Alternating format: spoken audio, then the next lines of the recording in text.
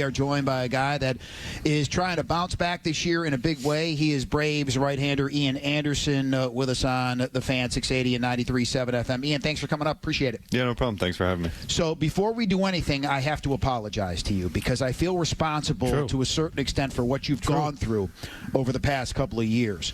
Let's go back to 2 years ago. I'm sitting in this very same booth, and I'm watching you throw live BP, and I'm watching you throw to Michael Harris, and I'm saying on the air, that slider is ridiculous. And then Michael Harris said the same thing. Well, lo and behold, then you blew out your arm. So yeah.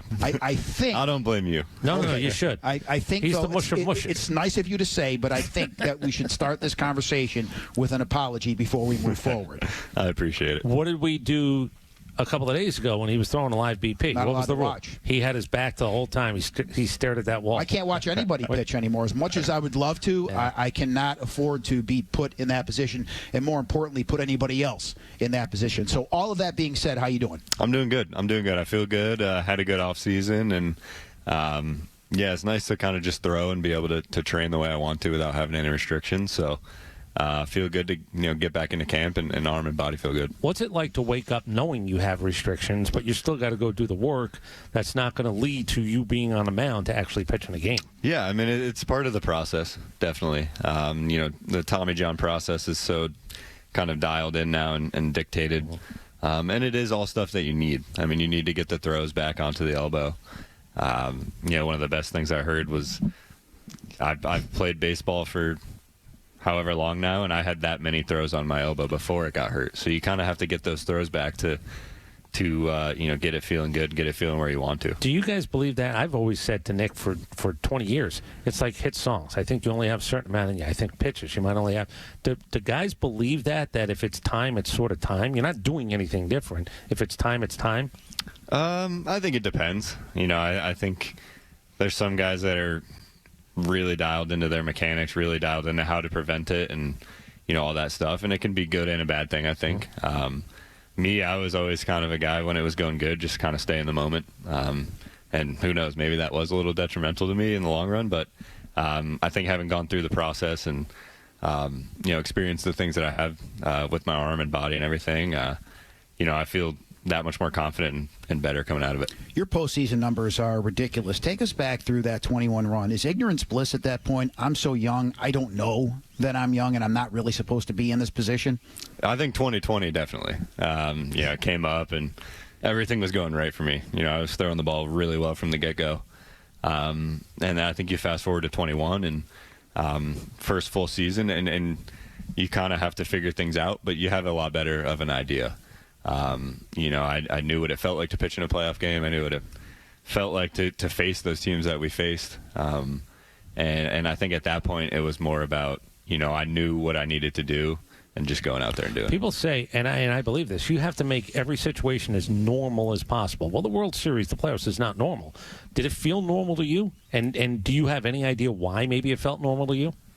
It did feel normal, but I couldn't tell you why. I don't know if it's something that maybe I was manifesting for such a long time, and when it finally happened, because I think everyone's dream is to pitch in a World Series or play in a World Series, and I think I just had that much confidence in the guys behind me and the team we had that year, and I was just going to try to go out there and do my job knowing that they were going to do theirs, and obviously great things happen. I don't know when you were just a pitcher. I'm assuming being a good athlete, you were an everyday player at some point. What's the 7-year-old pitcher's dream? Because we've all said in the backyard, it's a grand slam, bottom of the ninth, I just won a World Series. What's the pitching equivalent to that?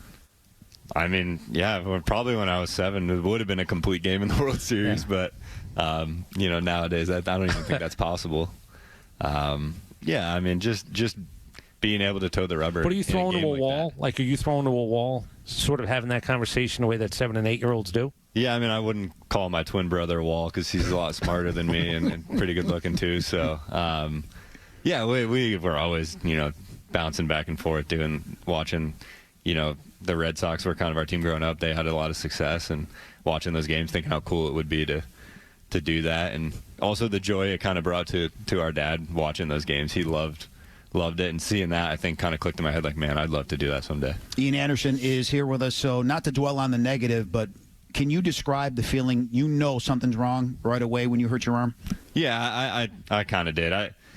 I was trying to compete. I was in a spot that year in 23 where I was trying to right all the wrongs that I felt kind of happened in 22. So, you know, I was kind of maybe looking past how I was feeling and just trying to kind of grit it out. And, you know, it worked to an extent, but it definitely, you know, when I knew it was time, it was time. And, yeah, I can't say I was necessarily surprised when I had an MRI and, you know, the results. That's interesting because, Chris, you say that all the time. A lot of times you said you're trying to right all the wrongs and you don't want to say anything to anybody. Mm-hmm.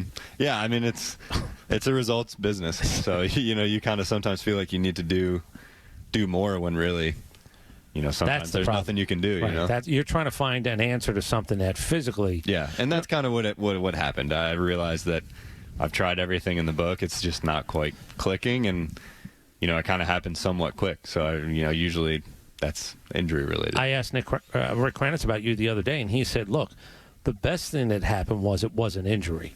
It wasn't uncomfortable. It wasn't a discomfort. It was an injury. You go get injuries fixed, and then you come back." Did you think at the end of last year, though, it had been such a long process? Were you worn down?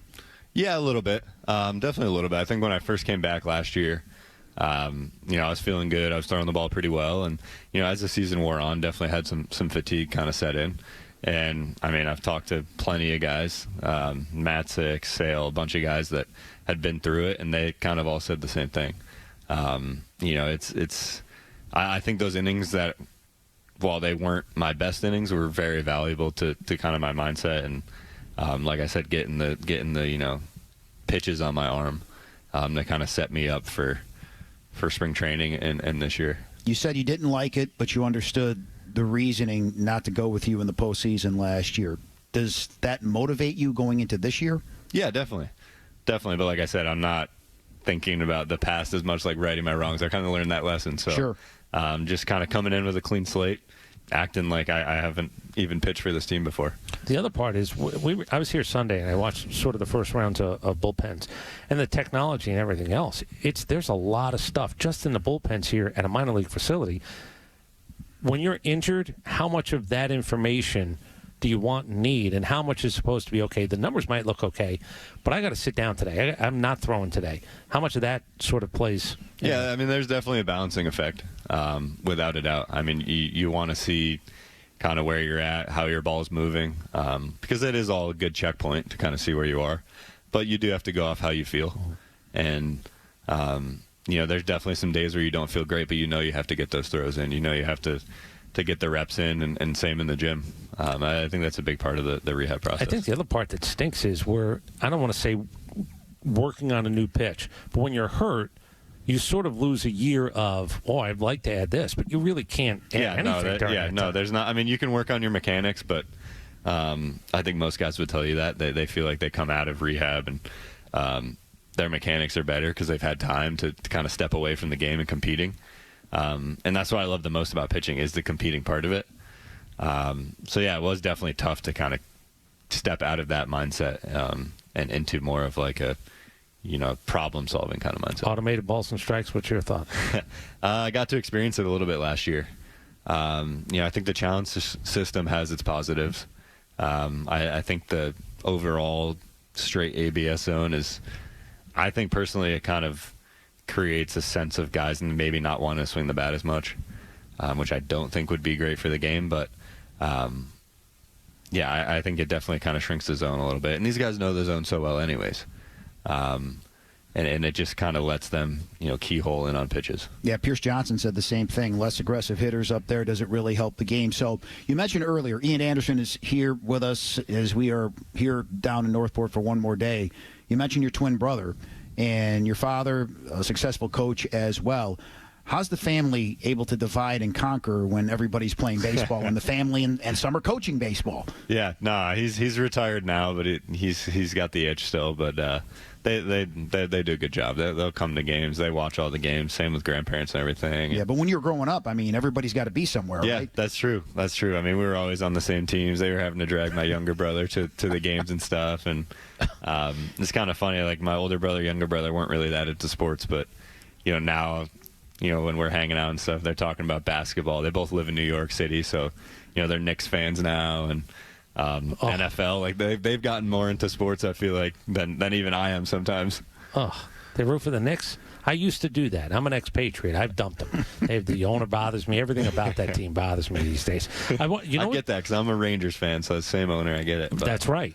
That's right. You know what we used to do in the old days when it was mom couldn't get you, dad couldn't get you? We got on a bicycle. Did you ever? I'm seriously asking. Are you throw your glove over the handlebars? Yeah, are you the wrong age to have ridden a bicycle to practices? I don't know if I ever rode a bike to practice, but I mean, definitely to the field if we just wanted to go have fun.